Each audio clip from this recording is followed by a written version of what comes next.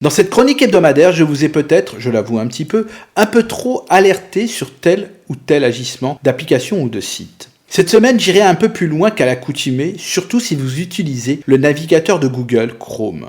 En effet, malgré une réputation plus que douteuse en matière de confidentialité, Chrome continue d'être le navigateur le plus utilisé au monde avec environ 65% de part de marché, soit 2 milliards de personnes qui l'utilisent très régulièrement. Son concurrent le plus proche, Safari, d'Apple, est loin derrière avec moins de 20% de part de marché.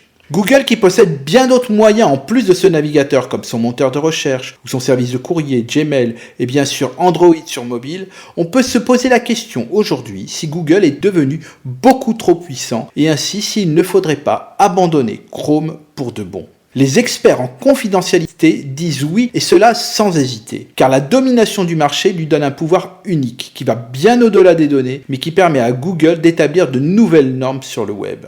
Pour vous donner un exemple concret, en 2023, les cookies tiers, ces trackers qui vous suivent pendant que vous naviguez, devront disparaître. Pour contourner la loi appliquant cette disparition, Google prévoit de remplacer ces fameux cookies par leur propre technologie de suivi, entre guillemets, préservant la confidentialité appelée FLoC, qui selon les critiques donnera à l'entreprise encore plus de pouvoir aux dépens de ses concurrents en raison de l'ampleur de la base d'utilisateurs de Chrome. Une autre raison pouvant nous pousser à abandonner Chrome est la pratique de collecte des données plutôt envahissante. En effet, grâce au système installé sur nos iPhones iOS, Apple peut détecter très précisément quelles sont les données qui sont captées. L'application Chrome de Google peut collecter des données telles que votre position, l'historique de recherche et de navigation, vos identifiants d'utilisateurs et les données d'interaction avec toutes les applications à des fins dixit de personnalisation. Et contrairement à ses rivaux Safari, Microsoft Edge et Firefox, Chrome relie ces données aux appareils et aux individus, et ce qui permet un ciblage unique au monde.